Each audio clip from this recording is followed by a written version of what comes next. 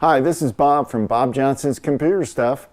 And if you're looking for an online Toughbook community that gives tips, tricks, and support, hit that subscribe and that bell button so we can notify you of all our newest upcoming videos.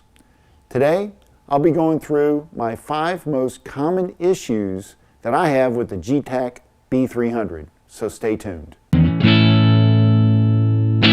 So guys, today I'm going to talk about the B300. This is a Getac B300 laptop and the 5 issues that I have with it.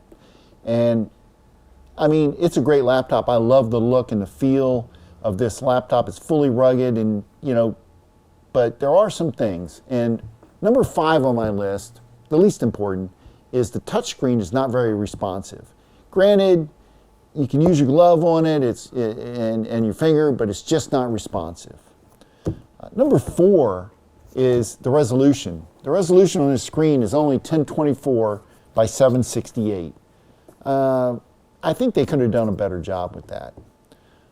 The other thing I have with the Getac as a whole is simply, and this is number 3, simply the fact of trying to find parts.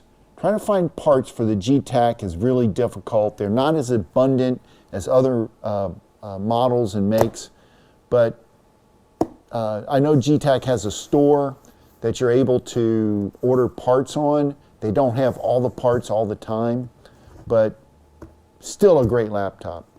Number 2, the other issue I have with this is the paint.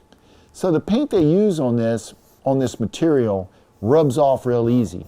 I mean, you can take an eraser from your pencil or something like that, and if you rub it gently, this paint will come right off and you'll be down to the bare metal that is the casing. So it just scuffs up real easy. But I think my biggest pet peeve on this particular model is the port covers. They're very clunky.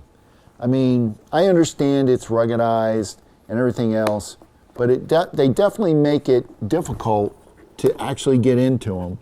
And here's an example. I'm trying to open up this port here. I mean, it's still waterproof and everything else. It's just they're very clunky. Does that keep me from buying this unit? Absolutely not. It's still waterproof. It's still an IP65 military grade laptop. So I'm still very happy with it. But I hope that helps you out. And that's about all I got for this episode. Thank you for watching. Again, if you have any questions or comments, you can leave them below in the comments section, and I'll see you next week.